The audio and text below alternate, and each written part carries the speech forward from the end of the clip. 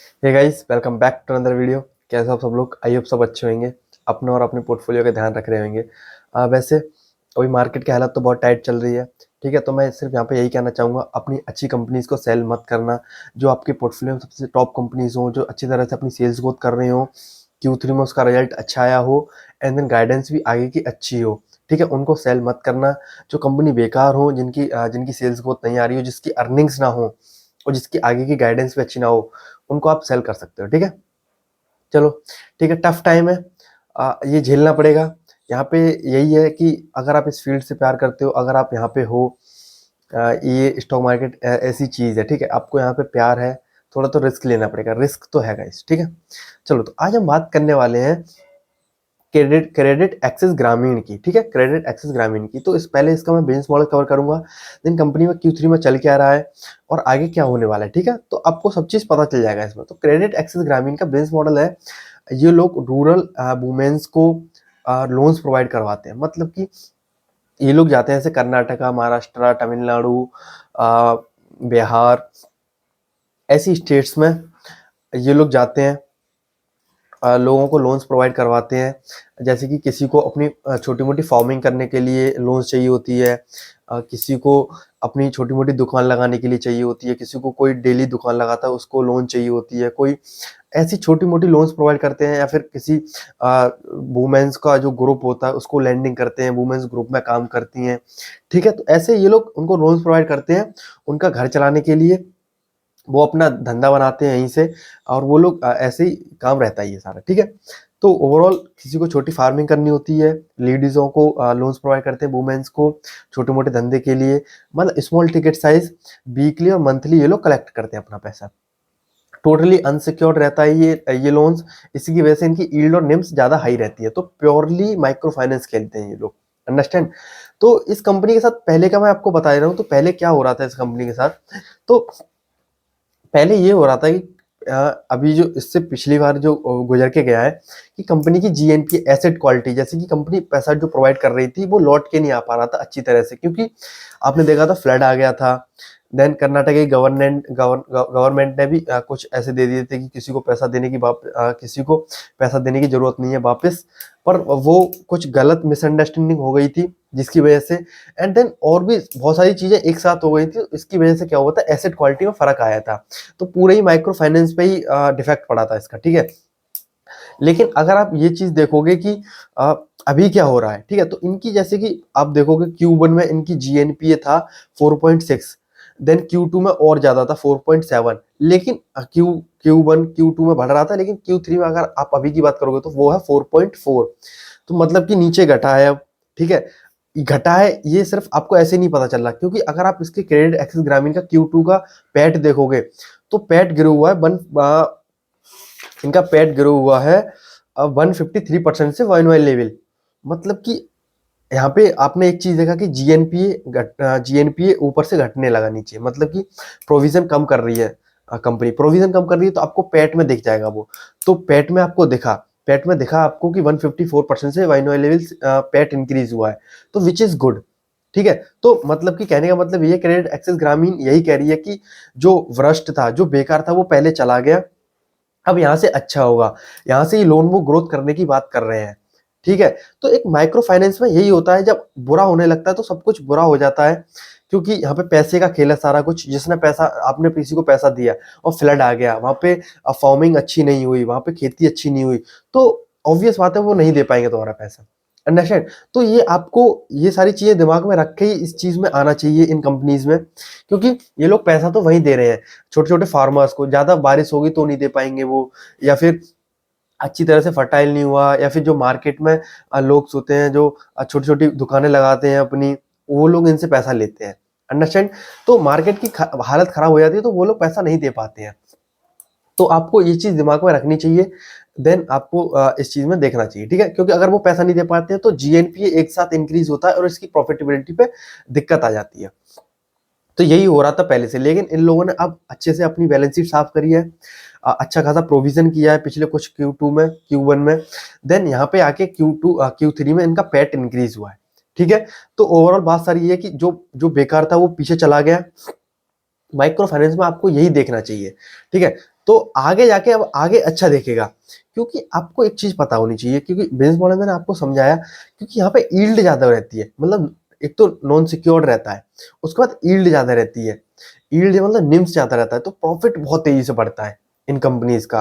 तो आपको थोड़ा सा रिस्क लेना पड़ेगा, ठीक है, क्योंकि यहाँ पे पैसा तो लोग मारेंगे, 10 में से एक दो तो ऑब्वियस बात है कि वो उसको वो पैसा ही नहीं देगा, मतलब कि वो डिफॉल्ट करेगा ही। तो ये तो इस गेम का एक हिस्सा है, अंडरस्टैंड। और प्रोविजन, जीएनपीए प्रोविजन जो होता है वो भी यही होता है ना, कि ये एक्सपेंस माना जाता है, कंपनी खुद से इसको प्रोवाइड करती है, क्योंकि कंपनी को भी पता है कि ऐसा होगा। तो अब क्रेडिट एक्सेस ग्रामीण की बात करते हैं, तो इस बार Q3 में इनकी एयूएम ग्रोथ हुई है, वो ये 7% से वाइनो लेवल इंक्रीज, पैट बहुत तेजी से ग्रो हुआ है। जीएनपीए देखोगे तो आप इंप्रूव हुआ है पहले से, पहले जीएनपीए रहता था 4.6 4.7, देन अभी 4.4, अभी ये नहीं कहेंगे कि बहुत अच्छा हो गया है, पर ये हो गया है कि अब ऊपर नहीं जा रहा है। अगर ऊपर नहीं जा रहा मतलब कलेक्शंस आ रहे हैं, और कलेक्शन आ रहे हैं जब अच्छा होता है तो अच्छा अच्छा होते चला जाता है, अंडरस्टैंड।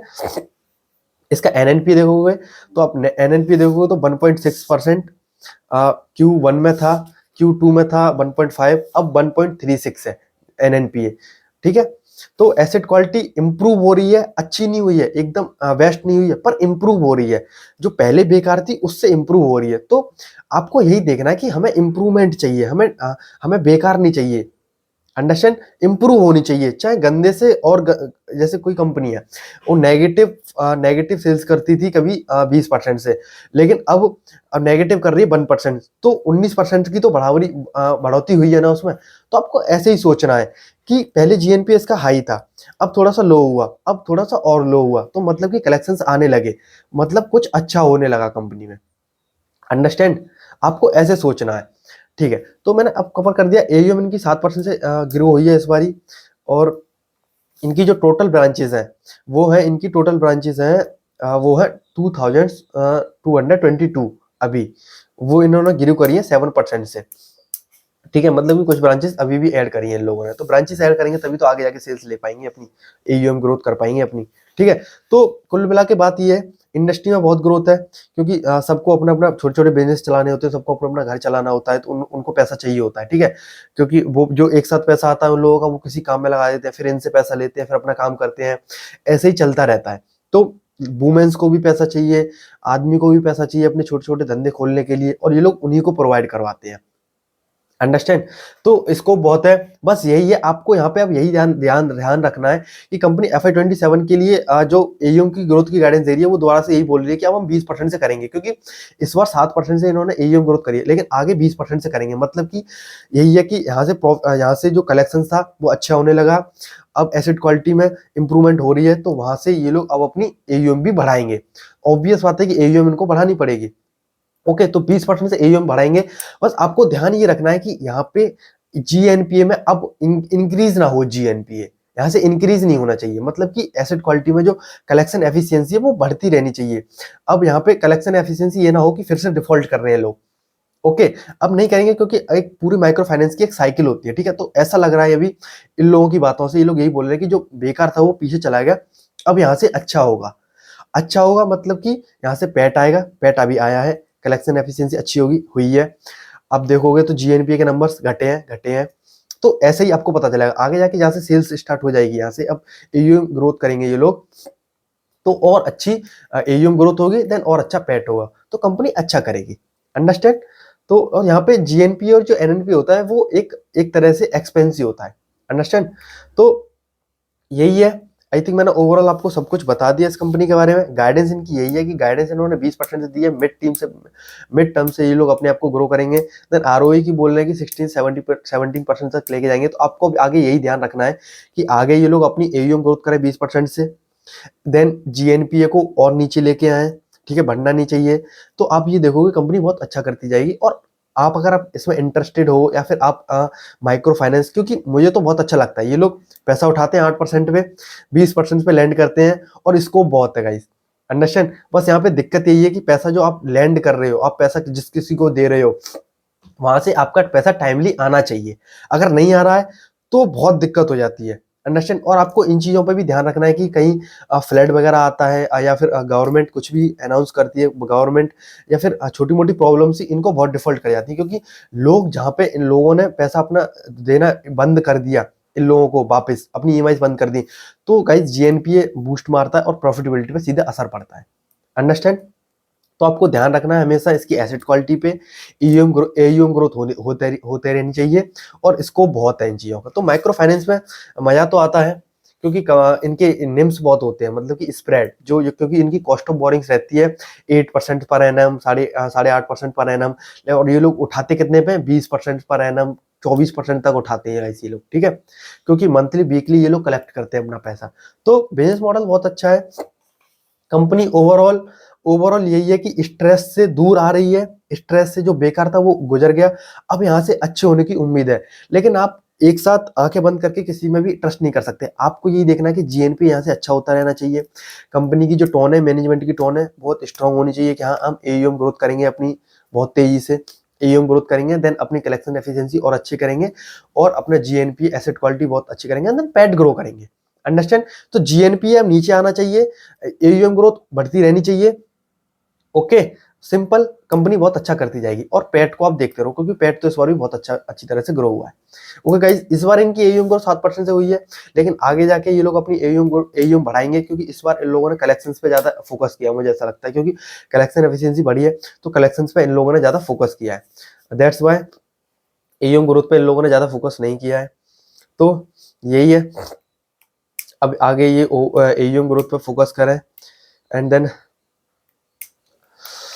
ओवरऑल अब यही है कि क्रेडिट एक्सिस ग्रामीण अपनी एसेट क्वालिटी को इम्प्रूव कर रही है, अब आगे जाके अपनी एयूएम ग्रोथ करें।